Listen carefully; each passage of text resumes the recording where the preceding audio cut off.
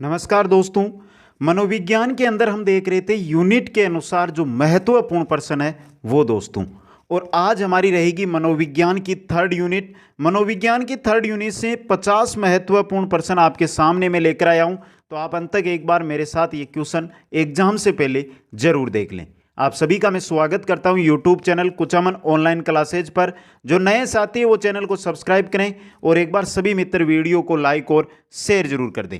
पहला क्वेश्चन आपकी स्क्रीन पे है दोस्तों। निम्नलिखित में से कौन सा कथन चिंतन के विषय में गलत है? कौन सा कथन है जो चिंतन के विषय में गलत है वो आपको बताना है। चिंतन में प्रतिमाएं और भाषा प्रयुक्त होती है। चिंतन एक प्रकार की सूचना प्रक्रमण प्रक्रिया है। चिंतन संज्ञानात्मक प्रक्रिया का समुच्चय है। चिंतन और भाषा असंबंधित है। आपको यहां पे पूछा है कि चिंतन के विषय में गलत कौन सा है, तो पहला, दूसरा और तीसरा तो सही है, लेकिन चौथा गलत है आपका, तो 4 नंबर ऑप्शन सही रहेगा। नेक्स्ट क्वेश्चन में चलते हैं। Question number 2। एक समस्या को मूल एवं अपसारी समाधानों के साथ करने की योग्यता निम्नलिखित में से किसकी एक प्राथमिक विशेषता है? क्वेश्चन इंपॉर्टेंट है, समझकर करना दोस्तों। अधिगम असक्तता वाले बच्चों की, अहम केंद्रित बच्चों की, क्षतिग्रस्त बच्चों की या सृजनात्मक बच्चों की? एक समस्या को मूल और अपसारी समाधानों के साथ करने की जो योग्यता है वो सृजनात्मक बच्चों की प्राथमिक विशेषता है। ऑप्शन 4 सही रहेगा। नेक्स्ट क्वेश्चन में चलते हैं। Question number 3। रिक्त स्थान दिया है के अनुसार बच्चों के चिंतन के बारे में सामाजिक प्रक्रियाओं तथा सांस्कृतिक संदर्भ में प्रभाव को समझना आवश्यक है। किसके अनुसार? लेव वाइगोत्स्की के अनुसार। 3 नंबर ऑप्शन यहां पे सही रहेगा। नेक्स्ट क्वेश्चन में चलते हैं। Question number 4। निम्नलिखित में से कौन सा गहन चिंतन कौशल का एक उदाहरण नहीं है? तत्काल तैयार करना, वर्गीकृत करना, लक्ष्यानुसरण, व्याख्यात्मक। गहन चिंतन कौशल का उदाहरण नहीं है आपका तत्काल तैयार करना। ऑप्शन 1 सही रहेगा। नेक्स्ट क्वेश्चन में चलते हैं। हमारी स्मृति का कौन सा हिस्सा हमारे जीवन में घटित घटनाओं का भंडार है? कौन सा है? प्रासंगिक स्मृति, प्रक्रियात्मक स्मृति, शब्दार्थ स्मृति या घोषणात्मक स्मृति? कौन सा हिस्सा है हमारी स्मृति का जो जीवन में घटित घटनाओं का भंडार होता है? प्रासंगिक स्मृति। ऑप्शन 1 सही रहेगा। नेक्स्ट क्वेश्चन में चलते हैं। Question number 6। वह प्रक्रिया जिसके द्वारा बच्चे आदतों, कौशलों, मूल्यों तथा अभिप्रेरणा को विकसित करते हैं और जो उन्हें समाज का जिम्मेदार एवं क्रियाशील सदस्य बनाती है, उसे क्या कहा जाता है? समाजीकरण, समावेशन, मुख्यधारा से जुड़ना या विभेदीकरण? इसको कहा जाता है समाजीकरण। 1 नंबर ऑप्शन सही रहेगा। नेक्स्ट क्वेश्चन में चलते हैं। निम्नलिखित में से कौन सा आंतरिक अभिप्रेरणा का उदाहरण है? कौन सा है? प्रशंसा आंतरिक अभिप्रेरणा नहीं है। उपलब्धि की आवश्यकता ये भी आंतरिक अभिप्रेरणा नहीं है। आकांक्षा स्तर ये भी आंतरिक अभिप्रेरणा नहीं है। तो इनमें से कोई नहीं। 4 नंबर ऑप्शन आपका सही रहेगा। नेक्स्ट में चलते हैं। Question number 8। प्रतिलोपन अधिगम का एक विशिष्ट चरण है। प्रतिलोपन अधिगम का एक विशिष्ट चरण है जो अधिगम के का पूर्ववर्ती है। अधिगम के यानी रिक्त स्थान है मित्रों यहां पे। अधिगम के चरण का पूर्ववर्ती है। किसका है? अभिप्रेरण, आत्मनिर्भरता, सामान्यीकरण या अधिग्रहण? सामान्यीकरण का दोस्तों। 3 नंबर ऑप्शन सही रहेगा। नेक्स्ट क्वेश्चन में चलते हैं। Question number 9। थोरनडाइक ने अपने सिद्धांत को किस शीर्षक से सिद्ध किया था? संज्ञानात्मक अधिगम, अधिगम के प्रयास एवं भूल, संकेत अधिगम या स्थान अधिगम? थोरनडाइक ने अपने सिद्धांत को है जो अधिगम के प्रयास एवं भूल शीर्षक से सिद्ध किया था। 2 नंबर ऑप्शन क्या रहेगा? सही रहेगा। नेक्स्ट क्वेश्चन में चलते हैं। निम्न में से अधिगम में योगदान देने वाले मनोवैज्ञानिक कारकों में कौन सा शामिल नहीं है? अधिगम की इच्छा शामिल है, प्रेरणा शामिल है, रुचि शामिल है, विषय वस्तु का स्वरूप शामिल नहीं है। तो 4 नंबर ऑप्शन आपका क्या रहेगा? यहां पे सही रहेगा। नेक्स्ट क्वेश्चन में चलते हैं। सीखने के वक्र अभ्यास द्वारा सीखने की मात्रा, गति और प्रगति की सीमा को ग्राफ पर प्रदर्शित करते हैं। ये किसने कहा था? मैक्ड्यूगल, रोस, एबिंगहास, एम.एल. बिग्गी। ये कहा था एबिंगहास ने। 3 नंबर ऑप्शन आपका सही रहेगा। नेक्स्ट क्वेश्चन में चलते हैं। निम्न में से कौन सा थोरनडाइक के अधिगम के प्राथमिक नियमों में शामिल नहीं है? थोरनडाइक के जो अधिगम के प्राथमिक नियम है उनमें कौन सा शामिल नहीं है? साहचर्यात्मक स्थानांतरण का नियम, ये ही शामिल नहीं है। अभ्यास का नियम, प्रभाव का नियम और तत्परता का नियम, ये शामिल है, लेकिन ये नहीं है दोस्तों, साहचर्यात्मक स्थानांतरण का नियम। नेक्स्ट क्वेश्चन में चलते हैं। एक बालक काली गाय, काला कुत्ता, काली वस्तुओं को देखकर डरने लगता है।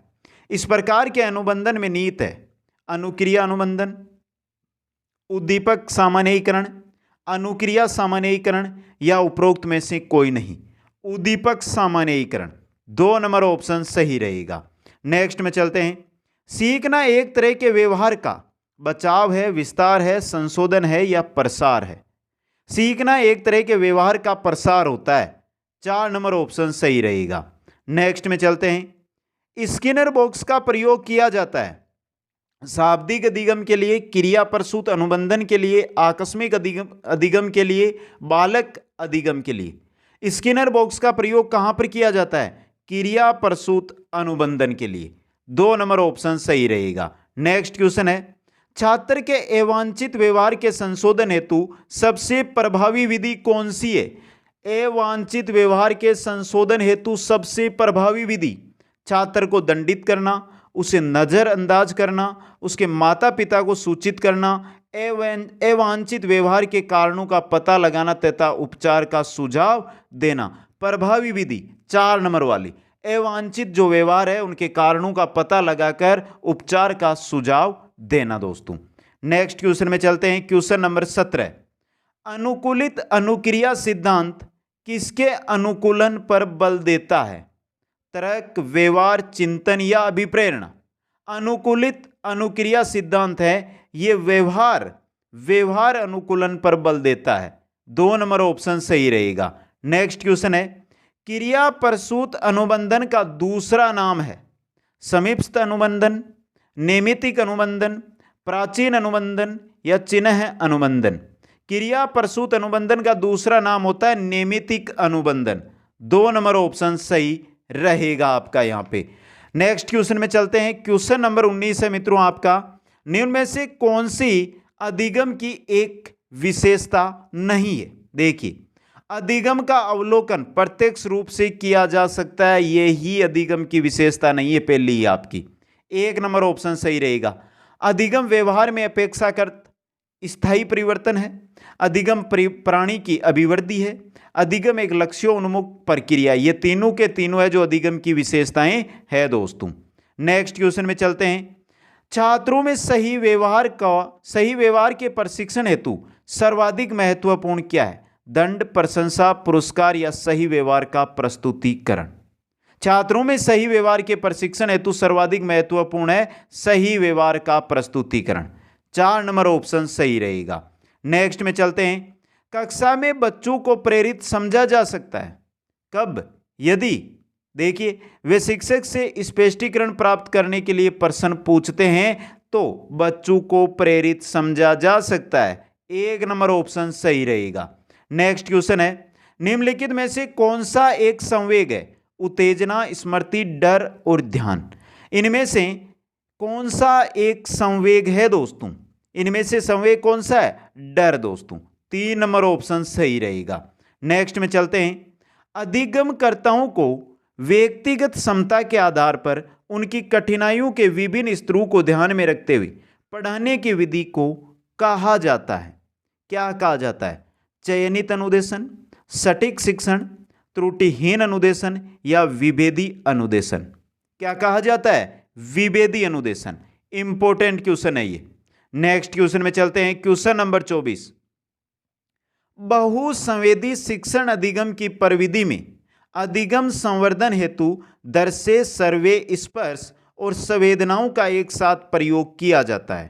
कर्णकोटर, प्रत्यक्षीकरण, अवलोकन या गतिबोधक? और यहां पे रिक्त स्थान मान लो दोस्तों, गतिबोधक। 4 नंबर ऑप्शन समझिए। बहुसंवेदी शिक्षण अधिगम की प्रविधि में अधिगम संवर्धन हेतु सर्वे, दृश्य, सर्वे, स्पर्श और गतिबोधक संवेदनाओं का एक साथ प्रयोग किया जाता है। नेक्स्ट क्वेश्चन में चलते हैं। क्वेश्चन नंबर 25 है, जो संबंध स्किनर का चूहों से एवं थोरनडाइक का बिल्लियों से था, वह संबंध कोहलर का किससे था? वनमानुषों से। 4 नंबर ऑप्शन सही रहेगा और इंपॉर्टेंट क्वेश्चन है ये। नेक्स्ट में चलते हैं। अधिगम का पठार है। अधिगम का पठार होता है अधिगम में अवरुद्ध वर्धन, अधिगम में दोष, अधिगम की समाप्ति, अधिगम में अवरोध। अधिगम का पठार होता है अधिगम में अवरुद्ध वर्धन। ऑप्शन 1 सही रहेगा। नेक्स्ट में चलते हैं। समस्या समाधान में लक्ष्य प्रवणता के संपर्क को किसने प्रस्तावित किया था? हल, कैंडलर, कोहलर या ब्रिक ने? किसने किया था? हल ने। 1 नंबर ऑप्शन सही रहेगा। नेक्स्ट में चलते हैं। क्वेश्चन नंबर 28, हम करके सीखते हैं, ऐसा किसने कहा था? योकम ने, सिम्पसन ने, डॉक्टर मेस ने या कोलसेनिक ने? हम करके सीखते हैं ऐसा कहा था सिम्पसन ने। 2 नंबर ऑप्शन सही रहेगा। नेक्स्ट क्वेश्चन है, अभिप्रेरणा का प्रत्याशा सिद्धांत किसके द्वारा दिया गया है? विक्टर ब्रूम, मेस्लो, हर्जबर्ग या स्किनर? किसके द्वारा? विक्टर ब्रूम के द्वारा। अभिप्रेरणा का जो प्रत्याशा सिद्धांत है यह विक्टर ब्रूम ने दिया था। नेक्स्ट में चलते हैं। निम्नलिखित में से कौन सी अभिव्यक्ति की विशेषता नहीं है? इनमें से अभिव्यक्ति की विशेषता कौन सी नहीं है दोस्तों? देखिए, अभिव्यक्ति स्थायी नहीं होती है, यह परिवर्तनीय है, यह विशेषता है। अभिव्यक्ति हमारे व्यवहारों और क्रियाकलापों को प्रभावित करती है, यह भी विशेषता है। अभिव्यक्ति हमेशा किसी वस्तु, परिस्थिति, व्यक्ति इत्यादि के प्रति प्रदर्शित होती है, यह भी विशेषता है। अभिव्यक्ति जन्मजात नहीं होती है, यह विशेषता नहीं है। 4 नंबर ऑप्शन आपका सही रहेगा। नेक्स्ट में चलते हैं। निम्न में से गलत युग्म कौन सा है? इनमें से गलत युग्म बताना है। अधिगम का साइंस सिद्धांत टोलमेन का है, अधिगम का क्षेत्रीय सिद्धांत लेविन का है, सामाजिक अधिगम सिद्धांत ब्रूनर का नहीं है और प्रयत्न त्रुटि अधिगम सिद्धांत थोरनडाइक का है। तो गलत युग्म है 3 नंबर ऑप्शन वाला। नेक्स्ट क्वेश्चन में चलते हैं। क्वेश्चन नंबर 32, जिन क्रियाओं को सीखने के उपरांत संतुष्टि प्राप्त होती है उन्हें सीख लिया जाता है, यह कहलाता है कल्पना का नियम, प्रभाव का नियम, तत्परता का नियम या सापेक्षिकता का नियम? जिन क्रियाओं को सीखने के उपरांत अगर संतुष्टि प्राप्त होती है तो उन्हें सीख लिया जाता है, यह प्रभाव का नियम कहलाता है। 2 नंबर ऑप्शन सही रहेगा। क्वेश्चन नंबर 33 की ओर चलते हैं। सीखने की प्रक्रिया एवं सूझ की दृष्टि से निम्नलिखित में से कौन सी विशेषता गेस्टाल्ट मनोवैज्ञानिक द्वारा निर्धारित नहीं की गई? अधिगम प्रक्रिया यंत्रवत होती है, अधिगम की प्रकृति लगभग स्थायी होती है। यह चीज है ना दोस्तों 2 नंबर वाली, ये गेस्टाल्ट मनोविज्ञान द्वारा निर्धारित नहीं की गई थी। 2 नंबर ऑप्शन क्या रहेगा आपका यहाँ पे सही रहेगा। नेक्स्ट क्वेश्चन में चलते हैं। एक अध्यापक ने कक्षा में पढ़ाया कि हाउस का बहुवचन हाउसेज है। इसी अधिगम से विद्यार्थी ने माउस का बहुवचन माउसेस कर दिया। यह उदाहरण किस प्रकार के अधिगम स्थानांतरण का है? ऋणात्मक, शून्य, द्विपार्श्व या धनात्मक? किसका है दोस्तों? यह है आपके धनात्मक स्थानांतरण का उदाहरण। 4 नंबर ऑप्शन सही रहेगा। नेक्स्ट में चलते हैं। निम्नलिखित में से कौन सी अधिगम की सही विशेषता नहीं है? कौन सी नहीं है? अधिगम प्रक्रिया सदैव ही उद्देश्यपूर्ण होती है, सही है ये तो बात। अधिगम अभ्यास, प्रशिक्षण तथा अनुभव पर आधारित होता है, यह भी सही है। मूल प्रवृत्ति तथा प्रतिक्षेपी क्रिया की वजह से व्यवहार में आया परिवर्तन अधिगम है, यह गलत है। 3 नंबर ऑप्शन अधिगम की विशेषताओं के बारे में सही नहीं है, तो 3 नंबर ऑप्शन सही रहेगा। नेक्स्ट क्वेश्चन में चलते हैं। क्वेश्चन नंबर 36, निम्नांकित में से थोरनडाइक के अनुसार अधिगम का प्राथमिक नियम है? सादृश्य नियम नहीं है, अभ्यास का नियम प्राथमिक नियम है दोस्तों, आत्मीकरण का नियम भी नहीं है और मनोवृत्ति का नियम भी नहीं है। तो प्राथमिक नियमों के अधिगम की बात की जाए थोरनडाइक के अनुसार तो अभ्यास का नियम रहेगा। नेक्स्ट में चलते हैं। निम्न में से कौन सा कथन गलत है? देखिए, अधिगम समायोजन है, अधिगम सार्वभौमिक है, अधिगम हमेशा प्रेक्षणीय या अवलोकनीय होता है, ये आपका क्या है, गलत कथन है।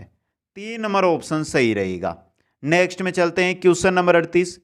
विगत अधिगम द्वारा वर्तमान अधिगम का धनात्मक सरलीकरण, उदाहरण के तौर पर योग द्वारा गुणा में सहायता करना, इस प्रकार का अधिगम स्थानांतरण कहलाता है। अनुबंधात्मक स्थानांतरण अंतरण, आनुक्रमिक स्थानांतरण, द्विपार्श्विक स्थानांतरण या ऊर्ध्वाधर स्थानांतरण, यह कहलाता है आपका ऊर्ध्वाधर स्थानांतरण। नेक्स्ट में चलते हैं। एक कक्षा में विद्यार्थी समूह में एक प्रायोजना पर मिलकर कार्य करते हैं। तो यह एक उदाहरण है अनुदेशनात्मक उपागम का, व्यवहार परक उपागम का, सामाजिक निर्मितिवाद उपागम का या सूचना प्रसाधन उपागम का। एक कक्षा में विद्यार्थी समूह में एक प्रायोजना पर सभी मिलकर क्या करते हैं, कार्य करते हैं। यह उदाहरण है आपके सामाजिक निर्मितिवाद उपागम का। नेक्स्ट क्वेश्चन में चलते हैं। निम्नलिखित में से कौन सी मुख्य प्रक्रिया बंडूरा के सामाजिक संज्ञानात्मक सिद्धांत अवलोकन अधिगम में सम्मिलित नहीं है? अनुभवनात्मक, अवधानात्मक, धारणात्मक या अभिप्रेरणात्मक? अनुभवनात्मक संज्ञानात्मक सिद्धांत, बंडूरा का सामाजिक संज्ञानात्मक सिद्धांत है, उसमें सम्मिलित नहीं है। नेक्स्ट क्वेश्चन में चलते हैं। निम्नलिखित में से कौन सा अभिक्रमित अनुदेशन के आधारभूत सिद्धांतों से संबंधित नहीं है? लघु पदु का सिद्धांत, अध्यापक मूल्यांकन का सिद्धांत, सक्रिय अनुक्रिया का सिद्धांत, तात्कालिक पुनर्बलन का सिद्धांत। अभिक्रमित अनुदेशन के आधारभूत सिद्धांतों से इनमें से संबंधित नहीं है आपका अध्यापक मूल्यांकन का सिद्धांत। 2 नंबर ऑप्शन सही रहेगा। नेक्स्ट क्वेश्चन में चलते हैं। निम्न में से कौन सी बाद की बाल्यावस्था के बौद्धिक विकास की विशेषता नहीं है? भविष्य की योजना की सूझबूझ, ये नहीं है दोस्तों। ऑप्शन 1 सही रहेगा। नेक्स्ट क्वेश्चन में चलते हैं। निम्नलिखित में से कौन सी पूर्व संक्रियात्मक विचार की एक सीमा नहीं है? कौन सी नहीं है दोस्तों? अनुत्क्रमणीयता है दोस्तों। ध्यान केंद्रित करने की प्रवृत्ति, यह पूर्व संक्रियात्मक विचार की एक सीमा नहीं है दोस्तों। 2 नंबर ऑप्शन आपका सही रहेगा। नेक्स्ट में चलते हैं। कोलर यह सिद्ध करना चाहता था कि सीखना एक ऐसी स्थिति है जिसमें व्यक्ति पशु से श्रेष्ठ है, स्वायत्त यादृच्छिक क्रिया है, संज्ञानात्मक क्रिया, संज्ञानात्मक कार्य है। कोलर यह सिद्ध करना चाहता था कि सीखना एक संज्ञानात्मक कार्य है। नेक्स्ट क्वेश्चन में चलते हैं। स्कीमा का मतलब क्या है? खंडन क्रिया विधि नहीं है, अधिगम विधि नहीं है, लंबे समय के याददाश्त में सूचना के संगठित पैकेट्स का एकत्रित होना ही स्कीमा है दोस्तों। 3 नंबर ऑप्शन सही रहेगा। नेक्स्ट में चलते हैं। पावलो के प्रयोग में कुत्ता न केवल मांस प्रदाता के महासीधे मुंह में रखने से लार टपकाता है, किंतु इससे पहले भी, अर्थात जब सीढ़ियों से नीचे आने वाले प्रशिक्षक के कदमों की आवाज़ सुनता है, इस संवर्ती को कहा जाता है विलोपन, बिना शर्त पर प्रोत्साहन, अनुकूलित उत्तेजना या तत्परता। इसको कहा जाता है दोस्तों अनुकूलित उत्तेजना। 3 नंबर ऑप्शन सही रहेगा। नेक्स्ट क्वेश्चन में चलते हैं। बच्चे और उसके मानसिक क्रियाओं के बीच अंतःक्रिया की निरंतर प्रक्रिया के माध्यम से विकसित होती है। यह सिद्धांत में प्रतिबिंबित होता है। किसमें होता है? बच्चे और उसकी जो मानसिक क्रियाएं हैं, क्रियाओं के बीच जो अंतःक्रिया है उसकी निरंतर प्रक्रिया के माध्यम से विकसित होती है। यह सिद्धांत में प्रतिबिंबित है। किसमें? पियाजे के संज्ञानात्मक विकास सिद्धांत से। 2 नंबर ऑप्शन सही रहेगा। नेक्स्ट में चलते हैं। निम्नलिखित में से कौन सूक्ष्म चलन कौशल का उदाहरण है? चढ़ना, कूदना, दौड़ना, सीखना। सूक्ष्म चलन कौशल का उदाहरण है सीखना। 4 नंबर ऑप्शन सही रहेगा। नेक्स्ट क्वेश्चन है। निम्न में से किसने सामाजिक रचनावाद दर्शन पर अत्यधिक बल दिया था? वाइगोत्स्की ने, पियाजे ने, डेवी ने या कोहलबर्ग ने? सामाजिक रचनावाद दर्शन पर अत्यधिक बल दिया था वाइगोत्स्की ने। ऑप्शन 1 सही रहेगा। और चलते हैं आज के क्लास के अंतिम क्वेश्चन की ओर मित्रों। अंतिम क्वेश्चन है। अत्यंत निपुणतापूर्ण अधिगम पद्धति जिस पर बांडुरा तथा वोल्टर ने बल दिया था वो कौन सी है? निरीक्षण युक्त अधिगम या अनुकरण। 2 नंबर ऑप्शन आपका सही रहेगा। तो दोस्तों आज की क्लास में हमने 50% मनोविज्ञान की 3rd यूनिट से देखे। एक बार कमेंट करके बता दें आपको ये क्वेश्चन कैसे लगे। अभी तक लाइक नहीं किया तो लाइक कर दें सभी मित्र, शेयर करें और नए साथी चैनल को जरूर सब्सक्राइब करें। आप सभी को बहुत बहुत धन्यवाद। जय हिंद, जय भारत।